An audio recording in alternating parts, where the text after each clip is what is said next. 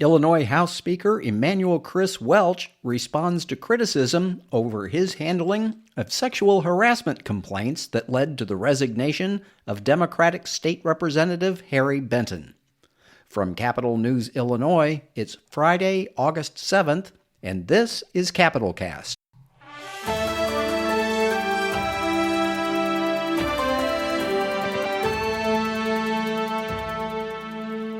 Hello, and welcome to Capitol Cast, a regular podcast of Capitol News, Illinois.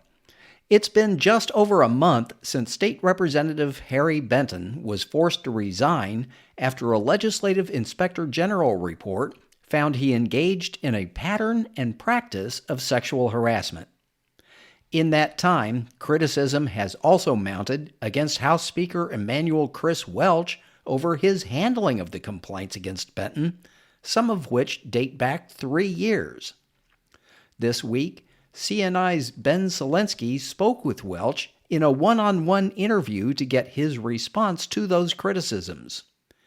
We'll talk with Ben later in the podcast to get his thoughts on the situation, but first, here is that interview. So, Speaker, we'll just start from the beginning here with the Harry Benton situation. The legislative inspector general, he described a several-month period between April 2023 and July 2023 where complaints from Benton staffer were brought to your office, but then addressed in July with Benton. The staffer, obviously, she made it clear that she didn't want it brought up to the LIG, but why did it take so long to get addressed with Representative Benton? You know, Ben, let me acknowledge something at the very outset here. And certainly I want to answer your question specifically. I want to begin by acknowledging that sexual harassment is very volatile in the workplace. My office did its best, but we still failed this young woman and all women who are afraid to come forward. As the leader of this chamber, I take responsibility for that and for what we have to do to fix it. We can do better. We know we can do better. And I got to tell you, now it's on us to learn from this and to truly understand the source of these shortcomings and put stronger procedures and more adequate tools in place to protect the people working on behalf of our state. What's clear to me now, because hindsight is 2020, is that the tools at our disposal 3 years ago, which themselves were put in place due to failures of a previous administration, were not adequate to support this young woman or the many like her who are working with legislators in district offices across the state and navigating a challenging and complicated environment brought about by the nature of 118 members administering their own policies in their own offices. And so, going specifically to your question, what was paramount to us from the very beginning of this process was the privacy of those that came before the office, the confidentiality of those that came before the office, and making sure we adhere to the survivor's wishes. From every step of the way, we were adhering to the wishes of the survivor. It's my understanding from my former chief of staff and my former chief counsel and chief ethics officer that they were adhering to the wishes of the survivor. She didn't want to go forward. She was consistent with that in her emails. They waited until June because she wanted to finish working in the office April and May and feared retaliation if he was brought in sooner. And that's what they did. And that explains that timeline. And I believe with the tools available to them, they did the best they can. And they were number one and utmost in this environment, adhering to the wishes of the survivor. Now, after finding out about that situation, why did you support Representative Benton's 2024 campaign? Why was he not barred from caucus in 2023 after learning about it?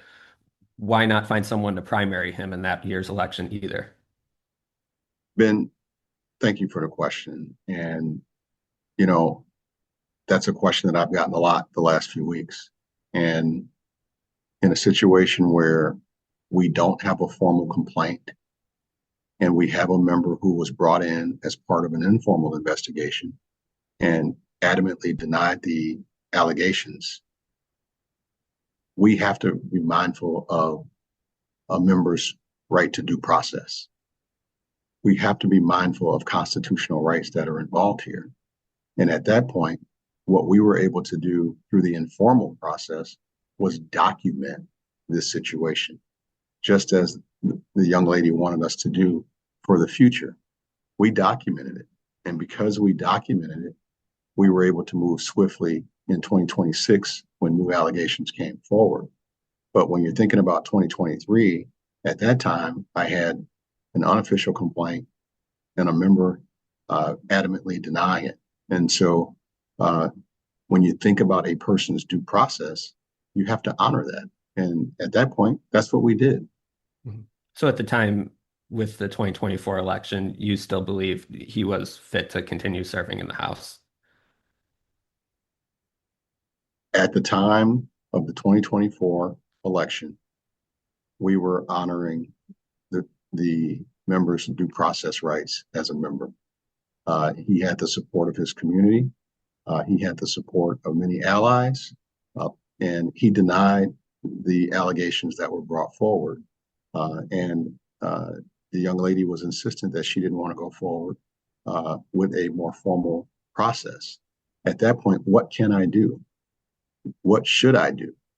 You know, with the tools available to us, what we did was document it. And that documentation, thankfully, and I want to thank her for making sure we at least had the information, because we were able to use that documentation this year. And as you saw in the LIG report, it was that documentation that helped him establish pattern and practice. It was that documentation that led me to disagree with the LIG's final recommendation. His final recommendation was to do nothing further. But with the clear establishment of pattern and practice that we wouldn't have had we not documented this thing and attached it to the complaint this year, I was able to go further and ask for his resignation or be prepared to move forward with expulsion. Obviously, handling sexual harassment cases was a problem for your predecessor as well. In a way, I think to some folks outside, it doesn't look like the culture has changed much. Talk to me, just what have you done to change this culture that, you know, predates your speakership, that was also an issue for Speaker Madigan as well? Well, first of all, let me say that it takes more than one person to change a culture. It takes all of us to change a culture. Everyone that sees something should say something. We should have an environment where people are comfortable to say something. And it's not going to be fixed by one person alone. It's going to take all of us.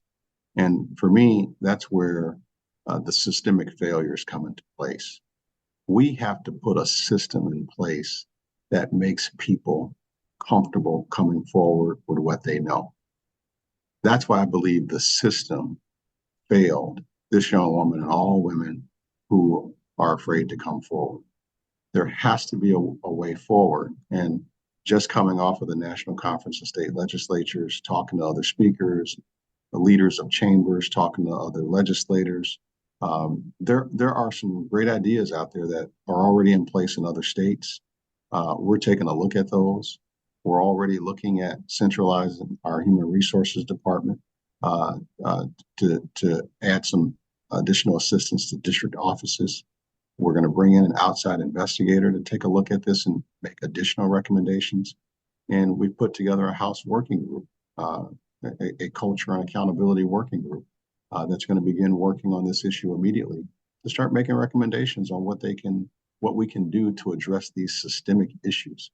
I want to underscore something, Ben, because I don't think it's been said enough too, that this young woman was an employee in a district office.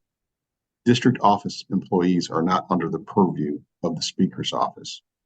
They literally are employed by the representatives. we have 118 representatives who basically serve as employers. District office employees work for the representatives. And so that complicates an already volatile situation. And so the way forward also is going to have to address that. And that's where I think the centralized human resources department will certainly come into play. I think it's very important that we underscore that. Another thing I want to underscore that's not out there, Ben, is that even though this young woman was a district office employee, my then chief of staff had heard second and third hand, had heard from someone who had heard from someone that something was going on in Representative Benton's office. My chief of staff reached out to this young woman and talked to her, asked her, and based on the concerns that she had heard, my chief of staff asked her to put that in writing. We don't even have this information if my office doesn't reach out to her and encourage her to at least put it in writing. And when she did put it in writing, we tried to get her to go through the legislative inspector general process multiple times. And when she was insistent on not taking it any further, we still documented the representative to the point where we were able to put all of that together this year. I just want to get all of that out there because that's not out there in the public domain. The things that our office did to try to get this to the formal complaint stage. Yeah, to that end, what is your office's procedure in dealing with these situations? What would you do differently if, another situation were to arise like this? Well, first of all, I can tell you what I did in 2026 because I had the documentation available to me from 2023. I was able to move swiftly. I learned information on February 19th regarding new allegations. On the morning of February 20th, I was meeting with my chief of staff and chief ethics officer, chief counsel. By the afternoon of February 20th, my chief counsel was walking into the LIG's office with a verbal complaint that even though it was a verbal complaint, that we followed up in writing to note that the verbal complaint was of record. And the first day back in session that next week, we met with the representative, suspended him from the caucus and committees and activities to protect women. And I met with my leadership team to advise them of that. We were able to move swiftly because of the things that we had in place and because of the documentation that we had in place from 2023 and because we had new survivors willing to go forward with formal complaints. The process that was in place, the process that was in place as a result of what happened in a previous administration requires the LIG process to be used. Are there some systemic issues that we see now? Of course. And I think we need to address that. And that's what we're moving forward to do, to try to address the systemic failures that we see now. Yeah, you mentioned a few of those possible reforms and changes that you're making. Is that the sort of thing we can anticipate seeing in veto session, maybe a product of that working group that's being created? Well, I certainly hope the working group can produce something as early as veto session. But the reason we called it the Culture and Accountability Working Group is because I honestly believe workplace culture goes beyond sexual harassment. And a lot of the conversations we've been having with members these last 2 weeks, they believe that too, that it goes beyond sexual harassment. It goes to bullying. It goes to hostile work environment. There's a lot of things that need to be addressed to change the culture. And so sexual harassment is just a part of it. And this working group is not going to be one and done. It's going to be ongoing work to continue to address the culture in Springfield. They've been charged. They have work to do. We're going to let them do that work. My working groups have proven to be successful. And I believe this one's going to be successful too. Leader Avalar is really prepared for this moment, and she's ready to get to work. The Chicago Tribune also reported on some of your interactions with Benton's staffer, who's the subject of these complaints, that, the use of private messaging app, heart emoji reaction to an Instagram post, that stuff made her feel uncomfortable. Do you feel like you did anything wrong there? Ben, let me say this. And the first time that I learned that I made her uncomfortable was when I read those words in the Chicago Tribune article. Um, before then, I didn't believe I had done anything wrong. But certainly now, when I look back on that, I certainly believe I made her feel uncomfortable. And for that, I regret that. It certainly wasn't intentional. I own it. I apologize for that. I certainly have already uh, begun changing my social media behavior as a result of that. And, uh, I just have to own that. I own it. I regret it. And I apologize to her for that. And I can tell you, it certainly won't happen again. Representative Cassidy said in a statement last week, she feels like you've handled this situation, offering excuses, failing to acknowledge shortcomings. Are you acknowledging, I guess, some shortcomings here with just how you've overall handled this entire situation? Well, let me answer that in two parts. One regarding the 2023 incident with the representative, and the second part with the young lady and my personal interactions. With regard to the first part, I believe that we have some systemic failures. And as the leader of this chamber, I'm going to take responsibility for that. And I want to make sure that we fix it. I think we can do better. I know we can do better. I talk to our caucus all the time about playing an infinite game and leaving the place better than how we found it. And I'm committed to doing that. Uh, Secondly, with regard to the young lady, um, she said I made her feel uncomfortable. When I read that, I felt terrible. That certainly was not my intent, but I made her feel uncomfortable. And I have to own that. I regret that. And I'm embarrassed by it. And I apologize for it. And I think that's taking responsibility. Do you plan to seek another term as Speaker in January? And if so, how do you rebuild any lost trust between you and other members of the caucus? Then I serve at the pleasure of the caucus. It has been the honor of a lifetime to serve in this role for 3 terms, to serve as a historic figure in our state's history as the first Black Speaker. And I will continue to serve at the pleasure of the caucus. It's August. We're a long way from November, and we have a lot of work to do.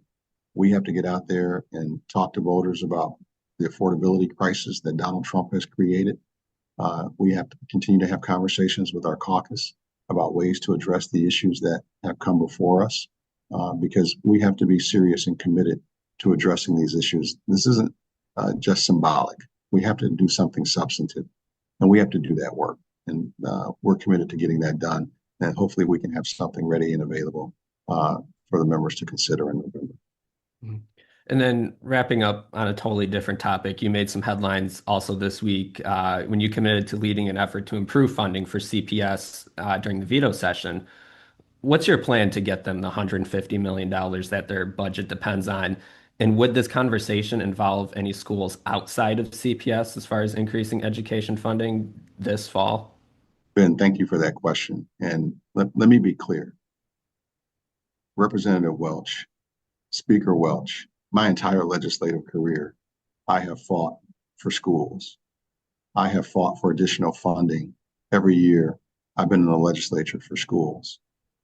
This past session, I was leading the charge for the millionaire's tax, to tax the rich for that money to go to our schools. When I answered that question last week, I was being consistent in how I've always answered that question. I'll lead that fight. I'm going to continue to lead that fight. I think CPS schools, I think schools in Proviso, I think schools in LaSalle County, I think schools in Madison County all need to be better funded. And that's a fight that I'm going to fight. I'm going to continue to fight it to my last day in this assembly. And I'm proud of that. And I'm not going to let go. I've already had conversations with advocate groups this summer about trying to find ways to get the millionaire's tax done. Several meetings have been taking place already.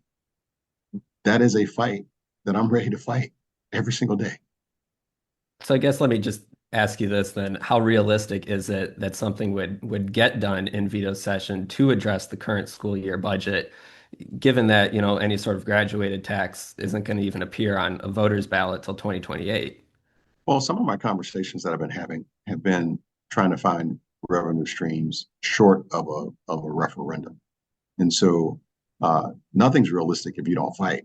You got to be in it to win it. And so, we're going to continue to try to build support for revenue for all schools. And we're going to go to veto session where the members will be there. And if there's an opportunity to get something done, I want to get it done. Thank you so much, Speaker. Very much appreciated. Thank you, Ben.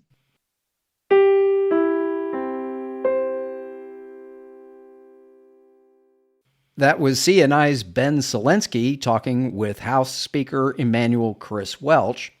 And now here to talk about what we just heard is Ben Szalinski himself. Ben, thanks for being here. Start off, help us understand the timeline here. This involves complaints from a woman who worked in Harry Benton's district office. He was from Plainfield. Welch's office became aware of these concerns as far back as 2023. Then in 2024, we had an election, and Welch supported Benton for re-election despite knowing about these concerns. Tell us again why it took so long. What's his response to all of this time and the political support that he continued to give to Benton?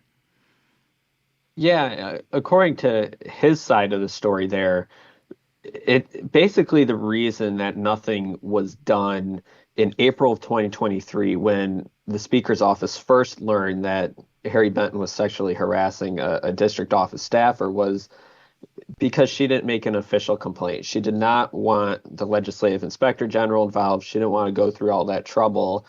She essentially just wanted to finish her job, according to the Speaker, and resign her position before the Speaker's office dealt with the situation in any way. She feared retaliation, according to Speaker Welch, and that is his reasoning for why it took from April to July to actually address the situation. We get to July, Speaker Welch meets with Harry Benton, basically decides that, Harry Benton's "I didn't do it" story is sufficient. And, basically you have two parties here, one who made an unofficial report to the Speaker's office about sexual harassment, another member who's denying all details of that report. So the Speaker concludes, we have nothing here. We're documenting what this staffer said, but we're essentially going to move on. So that is why he continued to support Representative Benton's reelection campaign. The Chicago Tribune, even since our interview, has come up with their own story that, union support was involved. The Speaker was worried about losing union support if he didn't support Benton, who is a union worker. So ultimately, the unofficial nature of that 2023 complaint is the reason he continued to support Benton up until February 2026 this year, when two state lawmakers came to the Speaker about concerns that Harry Benton had been sexually harassing lobbyists earlier this year. Okay, so there were complaints beyond just this office worker, complaints involving lobbyists and other individuals. That was kind of the straw that broke the camel's back.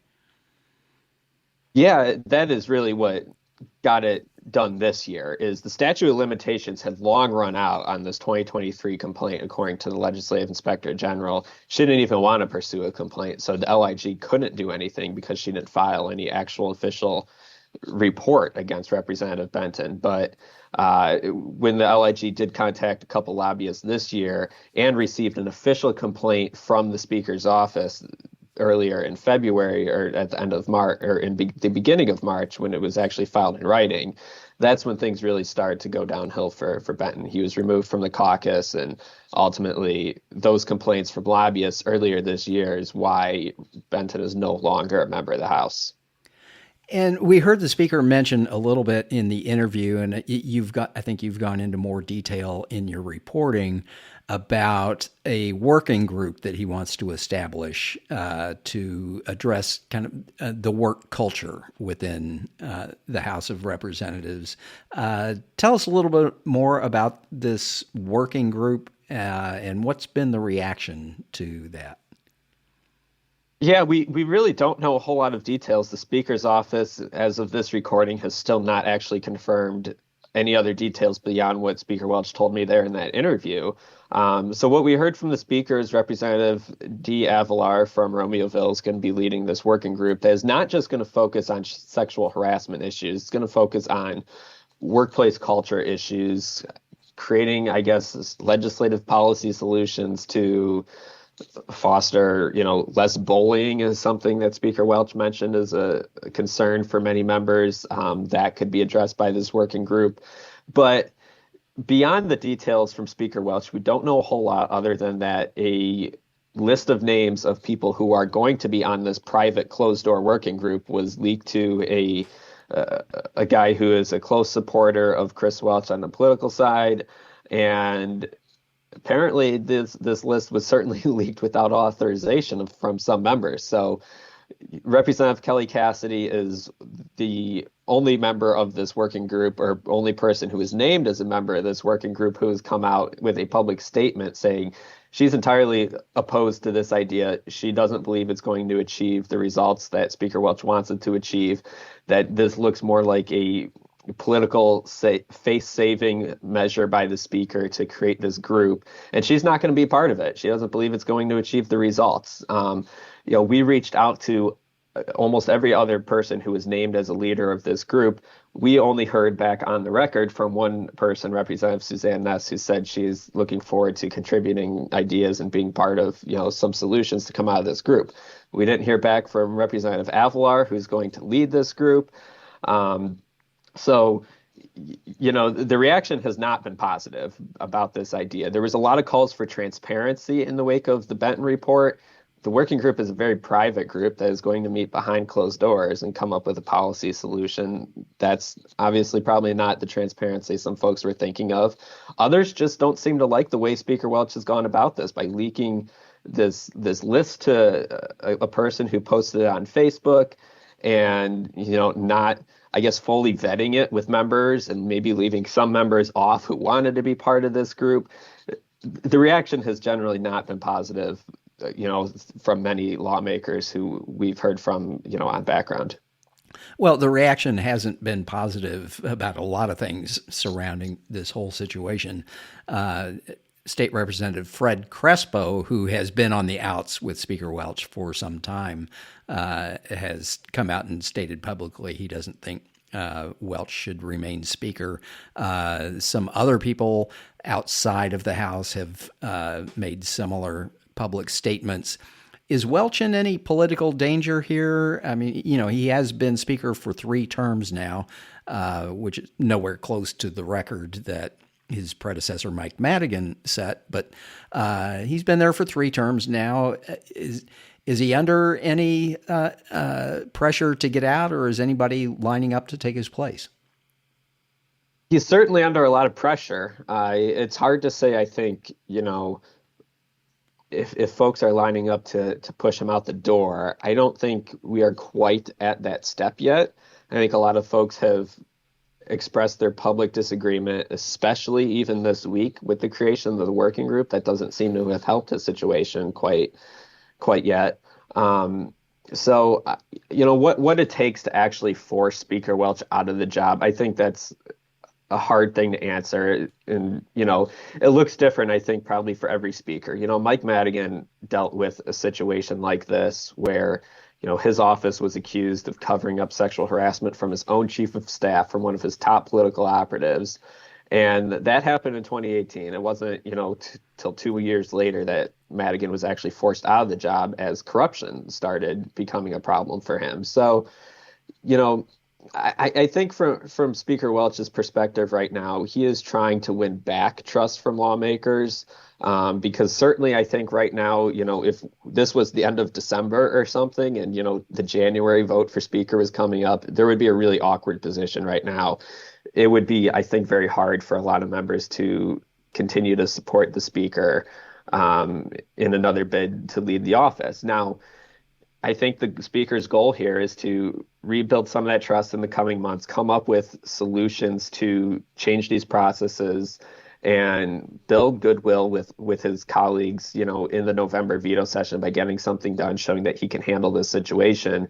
And by January, assuming election results are also good for Speaker Welch, he will continue to seek the speakership for yet another term. He pledged to serve 10 years as speaker. That was going to be his term limit. We're going on 2027 now. So, he's still got another 2 terms left, I think, as speaker, before he pledged self-term limits. So we'll see, though, how long that actually shakes out.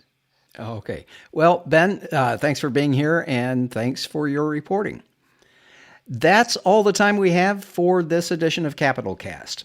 If you enjoyed the podcast, go ahead and click the like button on the app that you're using.